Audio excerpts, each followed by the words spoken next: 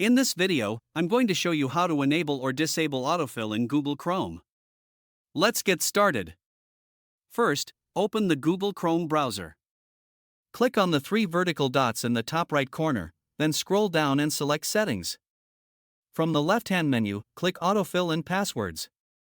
Here, you'll see three main autofill options: passwords, payment methods, addresses, and more. To disable autofill, select the section you want to turn off.